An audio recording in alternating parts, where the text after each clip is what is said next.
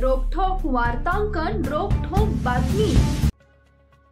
जगद्गुरू संत तुकाराम महाराज पालखी सोहळ्यानं पुणे जिल्ह्यातील सराटी येथून आज सोलापूर जिल्ह्यात प्रवेश केला।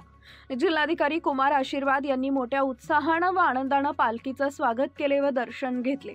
जिल्हा प्रवेशानंतर अकलूज येथील सदाशिवराव माने विद्यालयाच्या प्रांगणात वारकरी भाविकांच्या डोळ्याचं पारणे फेडणारा नेत्रदीपक असं गोल रिंगण झालं।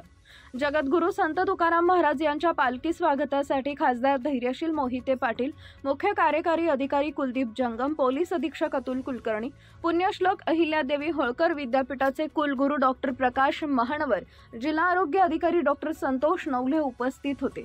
हाती पताका, मुकाट अखंड हरिनामाचा गजर आणि विठ्ठलाच्या दर्शनाची आस घेऊन भक्तिमय वातावरणात संत तुकाराम महाराजांच्या पालखीचं सकाळी 8:35 माळशिरस तालुक्यातील अकलूज इथं आगमन झालं। यावेळी पालखी रथावर पुष्पवृष्टी करण्यात आली तर पोलीस विभागाच्या बँड पथकानंही पालखीचं स्वागत केले।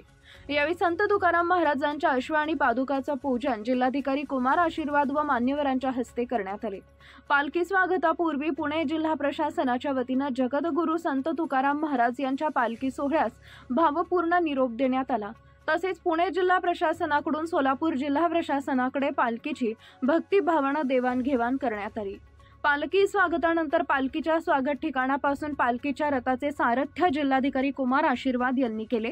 यावेळी मुख्य कार्यकारी अधिकारी कुलदीप जंगम ही उपस्थित होते। त्यानंतर अश्वरिंगण झाले। अश्वाच्या रिंगणी धावणं उपस्थित अकलूजकरांसाठी एक पर्वणीच होती।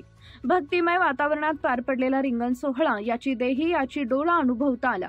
इथं वारकरी भाविक यांच्या डोळ्याचं पारणे फेडणारा नेत्रदीपक असा रिंगण सोहळा संपन्न झाला। महाराष्ट्रातील महत्त्वाच्या आणि ताज्या बातम्या पाहण्यासाठी आमच्या जय हो न्यूज चॅनलला सबस्क्राइब करा आणि बेल आयकॉन प्रेस करा।